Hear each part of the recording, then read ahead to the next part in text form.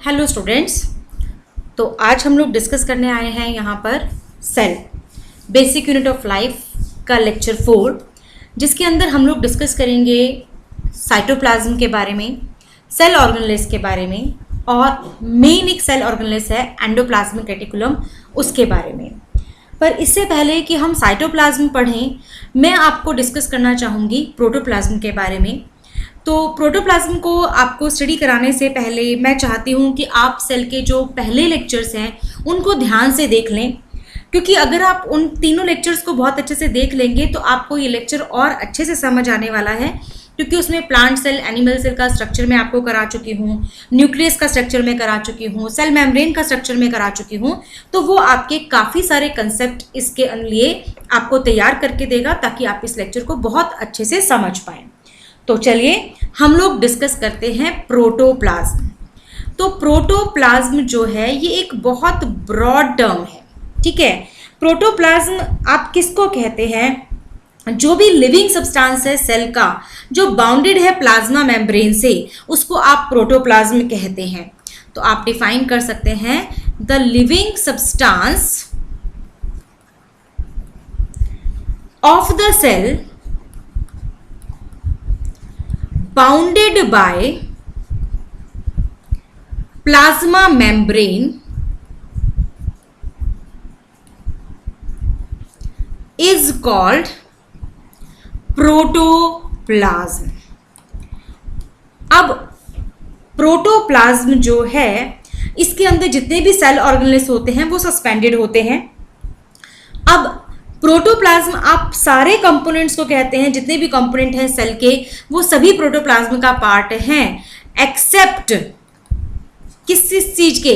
Cell wall and content of vacuole, ठीक है। तो जितना भी लिविंग सब्सटेंस है सेल का जो बाउंडेड है प्लाज्मा मेम्ब्रेन से, उसको आप प्रोटोप्लाज्म कहते हैं। परंतु क्योंकि सेल वॉल तो उसके बाहर है, इसलिए वो प्रोटोप्लाज्म का पार्ट नहीं बनती, और जो वैक्यूल का कंटेंट है वो सेल का पार्ट नहीं है, इसलिए वो लिविंग सब्सटेंस का पार्ट नहीं है, वो इसलिए प्रोटोप्लाज्म का भी पार्ट नहीं बनता। तो ये चीज आपको हमेशा याद रखनी है कि सेल वॉल और content of vacuole are not the part of protoplasm. अब प्रोटोप्लाज्म के दो पार्ट्स होते हैं। It can be distinguished into two parts. तो आप लिख सकते हैं कि प्रोटोप्लाज्म जो है ये दो पार्ट में डिवाइडेड है, दो चीजों से मिलकर बना है। One is cytoplasm, other one is nucleoplasm, ठीक है। तो साइटोप्लाज्म तो आपको पता ही है, मैंने आज डिस्कस करना है। और न्यूक्लियोप्लाज्म जिसको नहीं पता है वो एक बार सेल 2 जो वीडियो है उसको ध्यान से देखें। न्यूक्लियस के अंदर जो आपका सेल सैप भरा हुआ है, जो सब्सटेंस भरा हुआ है, वो न्यूक्लियोप्लाज्म कहलाता है। तो न्यूक्लियोप्लाज्म ऑलरेडी मैं सेल 2 में डिस्कस कर चुकी हूँ, तो आप सेल 2 का लेक्चर देखें अगर आप न्यूक्लियोप्लाज्म का डिटेल देखना चाहते हैं। तो अब हमने डिस्कस करना है टर्म साइटोप्लाज्म, कि साइटोप्लाज्म क्या होता है। तो चलिए, साइटोप्लाज्म जो आज का हमारा सबसे पहले मेन टॉपिक है।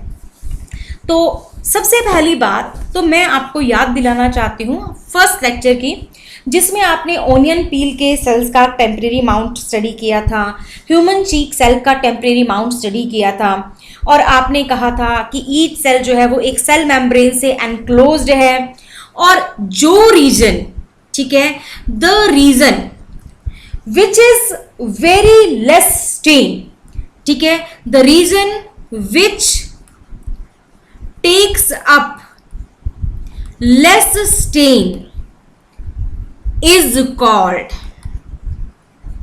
साइटोप्लाज्म। अगर आपको याद हो तो आपको किसी भी सेल की जो है वो बाउंड्रीज नजर आ रही थी, उसके अंदर एक डार्क बॉडी नजर आ रहा था और एक हिस्सा लाइटली स्टेन्ड नजर आ रहा था। तो जो हिस्सा लाइटली स्टेन्ड नजर आ रहा था वो ही साइटोप्लाज्म होता है। तो आप साइटोप्लाज्म के लिए क्या कह सकते हैं? Cytoplasm is the fluid content inside the plasma membrane. Cytoplasm is the fluid content inside the plasma membrane. ठीक है, तो ये इसकी एक बहुत खास बात है। तो साइटोप्लाज्म वो पार्ट है प्रोटोप्लाज्म का जो आपका स्पेस ऑक्यूपाई करता है प्लाज्मा मेम्ब्रेन और न्यूक्लियर मेम्ब्रेन के बीच में। तो आप ये भी लिख सकते हैं, cytoplasm is that part of the protoplasm which occupies the space between the plasma membrane and nuclear membrane। क्योंकि न्यूक्लियर मेम्ब्रेन के अंदर क्या भरा हुआ होगा, न्यूक्लियोप्लाज्म। तो साइटोप्लाज्म कहां प्रेजेंट है, न्यूक्लियस से बाहर और प्लाज्मा मेम्ब्रेन के अंदर। तो प्लाज्मा मेम्ब्रेन और न्यूक्लियस मेम्ब्रेन के बीच का जो स्पेस है उसमें जो चीज भरी हुई है, जो प्रोटोप्लाज्म का पार्ट भरा हुआ है, वो साइटोप्लाज्म कहलाता है। साइटोप्लाज्म फ्लूइड कंटेंट है प्लाज्मा मेम्ब्रेन के अंदर। इस तरीके से आप इसको समझ सकते हैं। ठीक है, अब इसकी बात आती है कि कंपोजिशन की, कि साइटोप्लाज्म के अंदर क्या क्या प्रेजेंट होता है। तो साइटोप्लाज्म की अगर हम बात करें तो साइटोप्लाज्म में 90% तो आपका वाटर रहता है, 7% आपके प्रोटीन प्रेजेंट होते हैं, 2% आपके कार्बोहाइड्रेट्स इसमें प्रेजेंट रहते हैं और लिपिड्स प्रेजेंट रहते हैं। ठीक है, और 1% जो है इसमें इनऑर्गेनिक मटेरियल यानी कि आपके मिनरल्स हो गए, ठीक है, आपके विटामिन्स हो गए, ये उसके अंदर प्रेजेंट रहते हैं। तो ये है आपके साइटोप्लाज्म की कंसंट्रेशन या कंपोजिशन कि वो किस किस चीज से बना हुआ होता है। और साइटोप्लाज्म की एक और खास बात है, इट ऑल्सो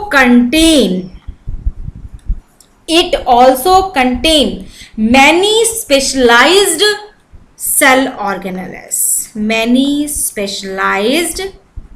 सेल ऑर्गेनेल्स। तो अब आपको पता है कि मैंने जब आपको डिस्कस किया था लेक्चर प्लान कि हम आज सेल ऑर्गेनेल्स के बारे में भी पढ़ेंगे, तो अब हमारा मेन टॉपिक जो है वो सेल ऑर्गेनेल्स पे जाने वाला है। बट उससे पहले मैं आपको एक चीज़ बता देती हूँ कि जो सेल ऑर्गेनेल्स हैं वो जनरली एनक्लोज्ड होते हैं मेम्ब्रेन से। तो आपके जो प्रोकैरियोट्स होते हैं उसके अंदर आपका जो न्यूक्लियर रीजन है वो बिल्कुल भी वेल डिफाइंड नहीं होता, न्यूक्लियस वेल डेवलप्ड नहीं होता। ये मैं आपको न्यूक्लियस के दौरान बता चुकी हूँ। यूकेरियोट सेल के अंदर जो है वो वेल डेवलप्ड न्यूक्लियर मेम्ब्रेन होती है और अदर मेम्ब्रेन बाउंड ऑर्गेनेल्स भी आपके प्रेजेंट होते हैं। तो जो सिग्निफिकेंस है मेम्ब्रेन की, ये आप वायरसेस की मदद से भी समझ सकते हैं। वायरस के अंदर कोई भी मेम्ब्रेन नहीं होती, इसलिए वो कोई भी लाइफ की कैरेक्टरिस्टिक शो नहीं करते जब तक वो किसी लिविंग बॉडी के अंदर नहीं चले जाते और उस सेल की मशीनरी को यूज नहीं कर सकते मल्टीप्लाई होने के लिए। तो ये चीज आपको पता होनी चाहिए कि वायरस जो हैं वो बॉर्डर लाइन पे होते हैं लिविंग और नॉन लिविंग की, क्योंकि उसके अंदर भी क्या प्रॉब्लम है, उसके अंदर भी कोई मेम्ब्रेन प्रेजेंट नहीं है, तो इसलिए वो लाइफ की कोई कैरेक्टरिस्टिक शो नहीं करते। और साइटोप्लाज्म के अंदर आपको अब मैं जितने भी सेल ऑर्गेनेल्स बताऊंगी उसमें से कुछ डबल मेम्ब्रेन बाउंड है, कुछ सिंगल मेम्ब्रेन बाउंड है और कुछ ऑर्गेनेल्स जो है वो विदाउट मेम्ब्रेन भी होते हैं। तो चलिए अब हम सेल ऑर्गेनेल्स को डिटेल में स्टडी करते हैं। तो सेल ऑर्गेनेल्स क्या चीज है? सेल ऑर्गेनेल्स आपके कौन कौन से हैं जो आपके सेल में प्रेजेंट होते हैं? तो सेल ऑर्गेनेलिस मैंने आपको बताया, सेल ऑर्गेनेलिस जो है वो आपके डबल मेम्ब्रेन बाउंड भी हो सकते हैं, सिंगल मेम्ब्रेन बाउंड भी हो सकते हैं और विदाउट मेम्ब्रेन भी हो सकते हैं। तो अगर मैं बात करूं डबल मेम्ब्रेन बाउंड की, ठीक है, अगर मैं बात करूं कि जो डबल मेम्ब्रेन बाउंड हैं जिनके अंदर दो है, जैसे न्यूक्लियस था आपने जो पढ़ा था, तो वो आपका डबल मेम्ब्रेन बाउंड स्ट्रक्चर है, बट वो सेल ऑर्गेनेलिस नहीं है। क्योंकि जब मैंने आपको स्ट्रक्चरल ऑर्गेनाइजेशन समझाई थी तो मैंने कहा था कि सेल के 3 पार्ट हैं। पहला पार्ट है प्लाज्मा मेम्ब्रेन, दूसरा पार्ट है न्यूक्लियस और तीसरा पार्ट है आपका सेल ऑर्गेनेलिस। तो आपने जो डबल मेम्ब्रेन बाउंड स्ट्रक्चर पढ़ा वो जरूर न्यूक्लियस पढ़ा, पर वो सेल ऑर्गेनेलिस नहीं है, वो कंट्रोल सेंटर है सेल का, ठीक है। तो सेल ऑर्गेनेलिस में जो डबल मेम्ब्रेन बाउंड स्ट्रक्चर्स हैं उसमें पहला नाम जो आज हमने डिटेल में डिस्कस करना है वो है एंडोप्लाज्मिक रेटिकुलम। Endoplasmic reticulum. तो हम इसको दोबारा से लिख रही हूं मैं, एंडोप्लाज्मिक रेटिकुलम। तो हमने जो आज स्ट्रक्चर सबसे पहले स्टडी करना है वो है एंडोप्लाज्मिक रेटिकुलम, ठीक है। दूसरा जो डबल मेम्ब्रेन बाउंड स्ट्रक्चर है वो है गोल्जी एपरेटस, या आप इसको गोल्जी कॉम्प्लेक्स भी बोल सकते हैं, ठीक है। थर्ड स्ट्रक्चर जो आप स्टडी करेंगे डबल मेम्ब्रेन में वो है माइटोकॉन्ड्रिया। फोर्थ वन जो आपने स्टडी करना है वो है प्लास्टिड। प्लास्टिड में आप डिस्कस करेंगे मेनली ग्रीन कलर के प्लास्टिड को, that is popularly known as chloroplast. तो chloroplast is a type of plastid which we discuss in detail, ठीक है। और लास्ट स्ट्रक्चर जो डबल मेम्ब्रेन बाउंड स्ट्रक्चर है वो है वैक्यूल, ठीक है। अब इसके अलावा आपके जो है वो सिंगल मेम्ब्रेन बाउंड स्ट्रक्चर भी होते हैं। सिंगल मेम्ब्रेन बाउंड स्ट्रक्चर में आप पढ़ेंगे लाइसोसोम, ठीक है। और एक आपका हो सकता है वो ऑर्गेनेलिस जिसमें आपकी मेम्ब्रेन ही प्रेजेंट ना हो। तो विदाउट मेम्ब्रेन आपके स्ट्रक्चर्स होते हैं ribosome and centrosome and centriole. तो सेंट्रोसोम और सेंट्रियोल जनरल सेल डिवीजन के टाइम आपको दिखाई देते हैं। तो ये जो आपके स्ट्रक्चर हैं ये आपको स्टडी करने हैं। वन बाय वन हम सेल ऑर्गेनेलिस लेते जाएंगे और आपको बताते जाएंगे। सबसे पहले जो हमने आज स्टडी करना है वो स्टडी करना है एंडोप्लाज्मिक रेटिकुलम। तो चलिए एंडोप्लाज्मिक रेटिकुलम जो है वो हम लोग स्टार्ट करते हैं कि एंडोप्लाज्मिक रेटिकुलम क्या होता है। सेल ऑर्गेनेलिस मैं आपको बता चुकी हूं कि हर एक सेल के पास एक मेम्ब्रेन होती है जिसको हम प्लाज्मा मेम्ब्रेन कहते हैं, वो उसका आउटर मोस्ट पार्ट होता है और अंदर जो है उसके आपके न्यूक्लियस प्रेजेंट है जो कंट्रोल सेंटर ऑफ सेल है। और न्यूक्लियर मेम्ब्रेन और न्यूक्लियस के बीच में जो आपकी सेल मेम्ब्रेन है और न्यूक्लियस के बीच में आपका साइटोप्लाज्म प्रेजेंट होता है जिसमें ये सभी सेल ऑर्गेनेलिस जो हैं वो प्रेजेंट होते हैं और इनका अपना एक पर्टिकुलर फंक्शन है जो ये सेल में परफॉर्म करते हैं। तो हम वन बाय वन लेते जाएंगे और उनका फंक्शन, उनका स्ट्रक्चर डिटेल में डिस्कस करते चले जाएंगे कि इसके अंदर क्या होता है। तो चलिए अब हम लोग स्टार्ट करते हैं endoplasmic reticulum.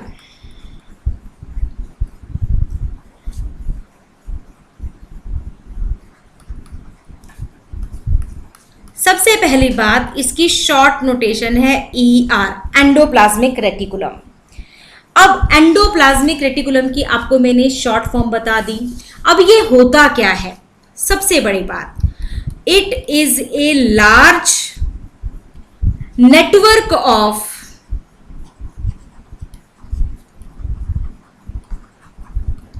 membrane bound tubes and sheets।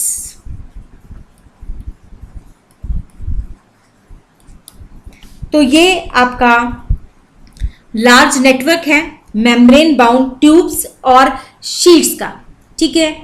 तो ये लॉन्ग ट्यूब्यूल्स की तरह से दिखता है, राउंड या बैग्स की तरह से दिखता है, वेसिकल्स की तरह से दिखता है। तो आप इसके बारे में भी लिख सकते हैं। तो आप ये लिख सकते हैं, it is a network in the inner fluid of cell. ठीक है,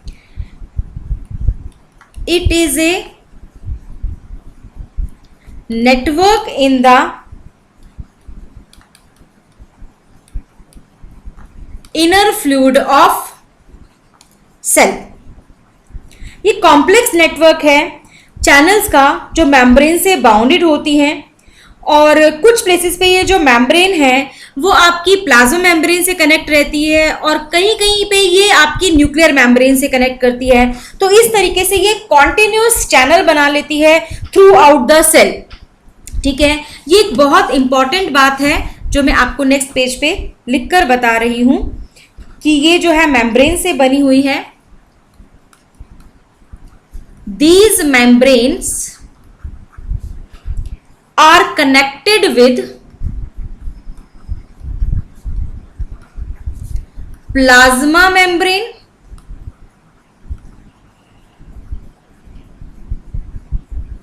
at one end and with nuclear membrane at the other end, forming continuous channel।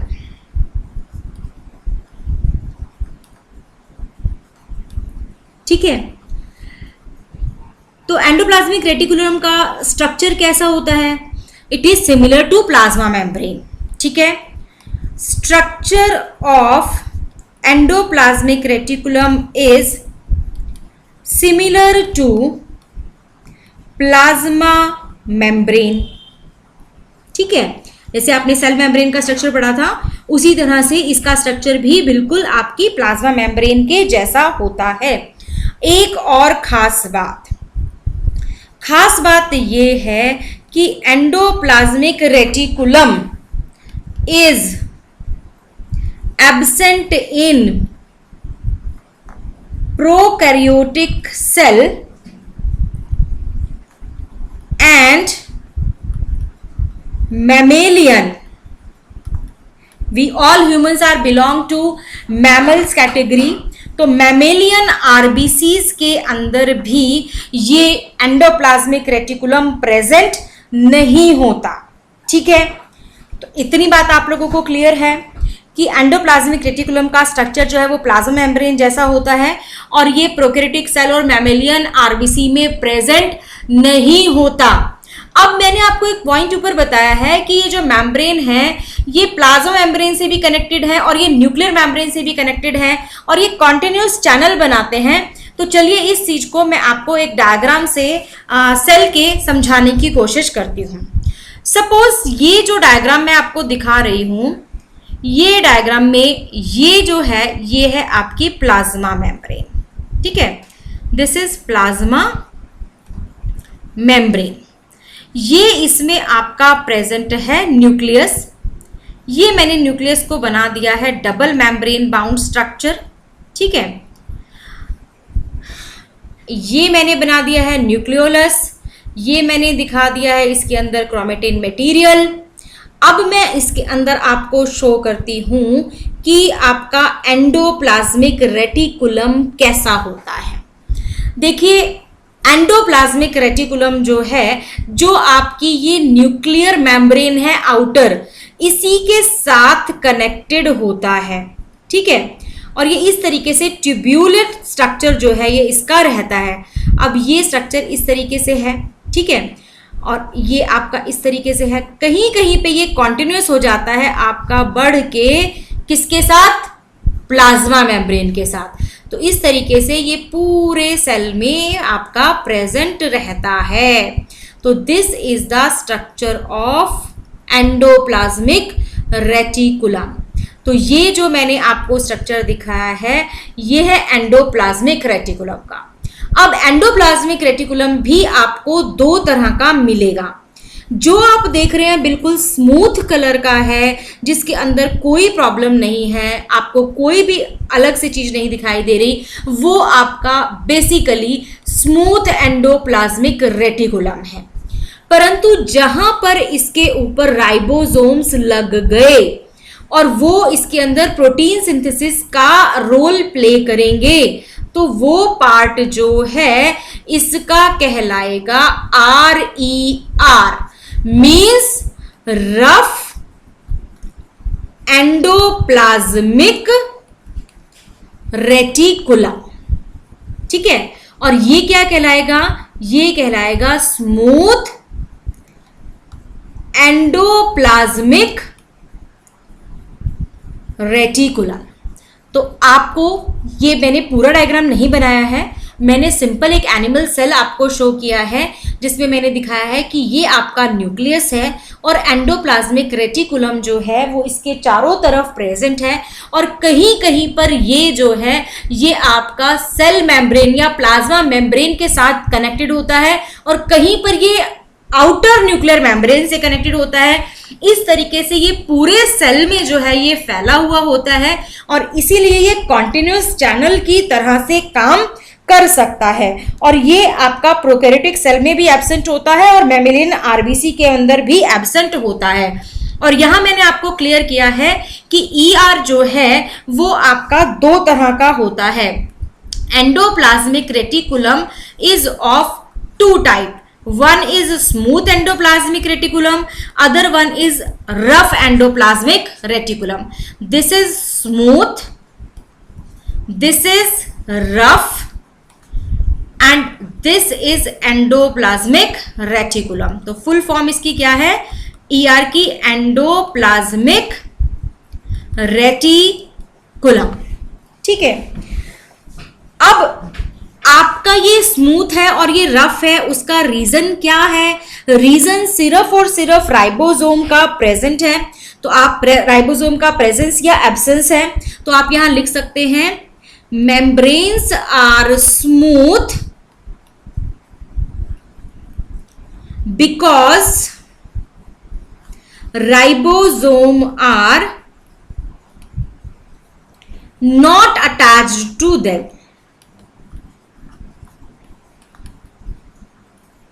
अब यहां क्या लिख सकते हैं? Membranes are rough because ribosome are attached to the outer surface. ठीक है, तो क्या आपको रफ एंडोप्लाज्मिक रेटिकुलम और स्मूथ एंडोप्लाज्मिक रेटिकुलम का डिफरेंस समझ आया है? ठीक है, और भी इसके बीच में डिफरेंस हो सकता है। क्या डिफरेंस हो सकता है? दूसरा मेन डिफरेंस क्या हो सकता है? एक तो आपका प्रेजेंस और एब्सेंस ऑफ राइबोसोम हो गया। अब ribosome are the site of protein synthesis, तो आपको यहां पे सेकेंड पॉइंट क्या मिल जाता है कि अगर आप SER और RER का डिफरेंस लिखें तो फर्स्ट पॉइंट आपको मिल जाता है कि मेम्ब्रेन स्मूथ विदाउट राइबोसोम। ठीक है, विदाउट राइबोसोम। इसका फर्स्ट पॉइंट क्या मिल जाएगा? Membranes rough, membrane are rough due to presence of ribosome. अब राइबोसोम है तो प्रोटीन सिंथेसिस होगी, और राइबोसोम नहीं है तो प्रोटीन सिंथेसिस नहीं होगी। तो स्मूथ में protein synthesis do not occur. क्यों? क्योंकि राइबोसोम ही नहीं है। ठीक है, तो यहां क्या होगा? प्रोटीन सिंथेसिस अकर। क्यों? क्योंकि राइबोसोम्स प्रेजेंट है। ठीक है,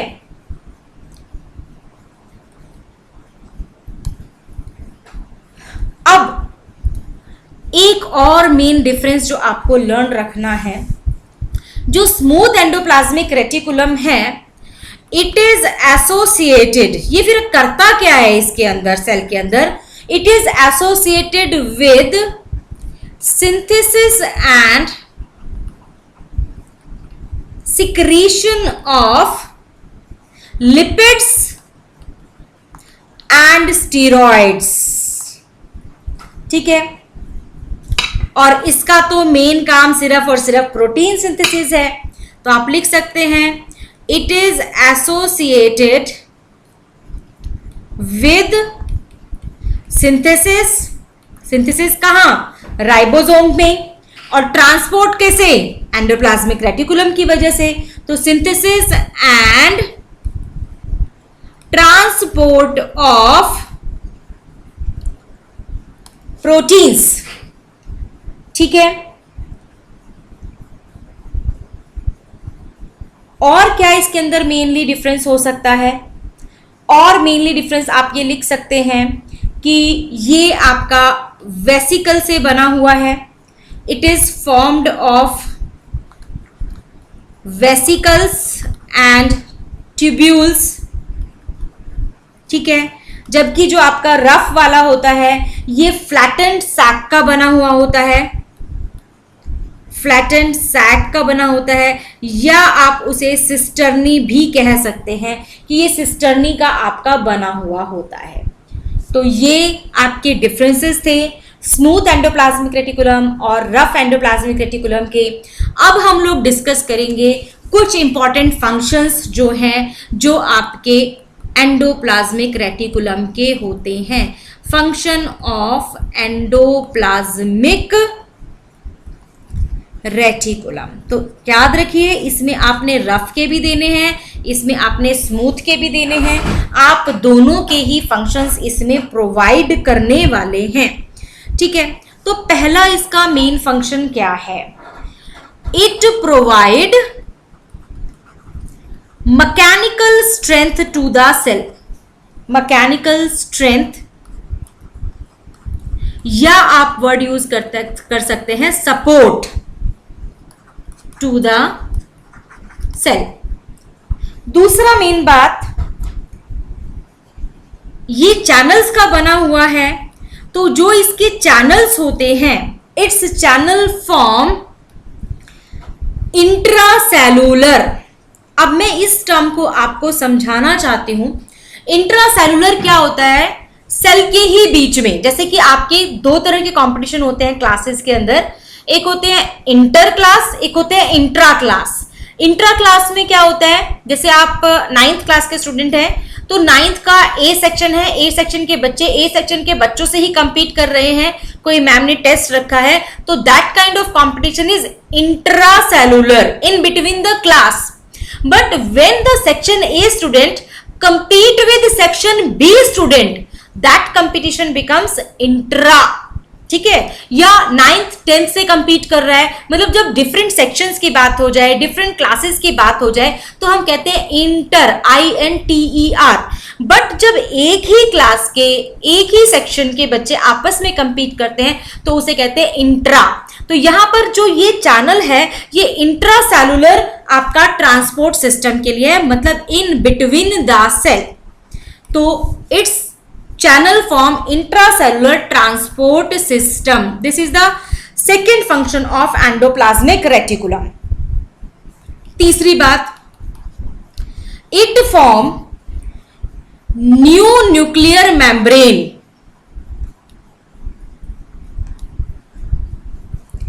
after every cell division. जब माइटोसिस मियोसिस आप पढ़ते हैं, सेल डिवीजन होती है तो न्यूक्लियर मेम्ब्रेन भी डिसइंटीग्रेट हो जाती है, तो जो नई न्यूक्लियर मेम्ब्रेन डॉटर न्यूक्लियस में बनेगी वो भी एंडोप्लाज्मिक रेटिकुलम ही फॉर्म करता है। और अभी मैंने आपको बताया SER का जो मेन फंक्शन है वो synthesis and storage of lipids and steroids है। ये अभी मैंने डिफरेंस में भी आपको कराया था। ठीक है,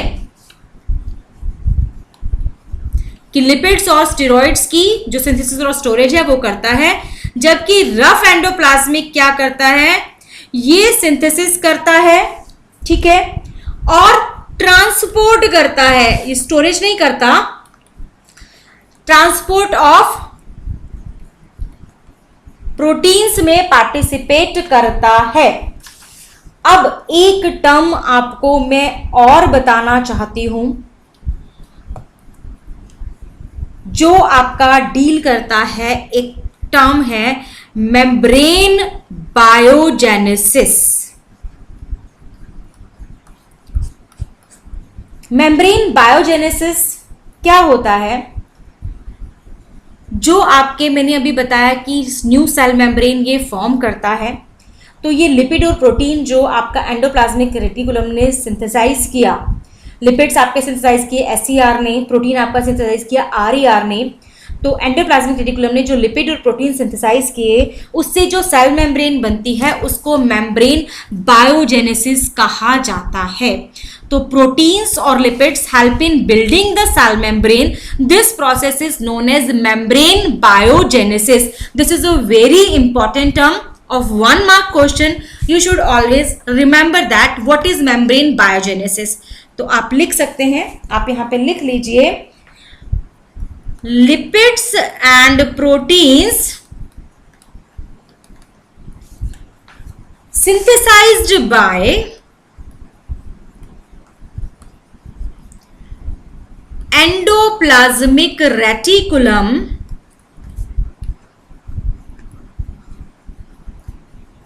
are used for making cell membrane is called membrane biogenesis। अब एक चीज और मैं यहां पर आपको बता सकती हूं, वो है detoxification.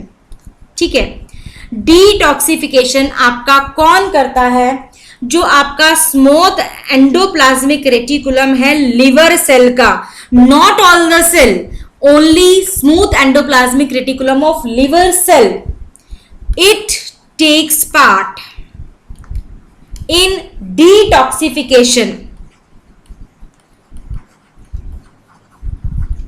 of many drugs and poisons। जो हमारी बॉडी के लिए टॉक्सिक सब्सटेंस है उनको जो हमारा लिवर जो है, लिवर के अंदर जो स्मूथ एंडोप्लाज्मिक रेटिकुलम है वो डिटॉक्सिफिकेशन में हेल्प करता है। तो ये सब कुछ था जो आपको पता होना चाहिए एंडोप्लाज्मिक रेटिकुलम के बारे में। एंडोप्लाज्मिक रेटिकुलम के बारे में मैंने आपको डिटेल में बता दिया। एंडोप्लाज्मिक रेटिकुलम के मैंने आपको जो है सारे फंक्शंस बता दिए कि एंडोप्लाज्मिक रेटिकुलम का क्या फंक्शन है, जैसे एससीआर का क्या फंक्शन है, आरईआर का क्या फंक्शन है। तो ये आपको सारा कुछ इम्पॉर्टेंट है, आप इसको अच्छे से लर्न कीजिए ताकि आप एग्जाम में और अच्छा परफॉर्म कर पाएँ। तो नेक्स्ट टाइम जब हम लेक्चर में मिलेंगे तो हम लोग डिस्कस करेंगे गोल्जी apparatus एंड लाइजोसोम्स के बारे में। तो वो लेक्चर भी आप लोग देखिएगा और पिछले आप लेक्चर्स देखिए ताकि आप इस कंसेप्ट को और अच्छे से समझ पाएं। और अगर आपको ये लेक्चर अच्छा लगा है तो प्लीज़ लाइक करें, फ्रेंड्स के साथ शेयर करें और चैनल को सब्सक्राइब करें। Thank you very much.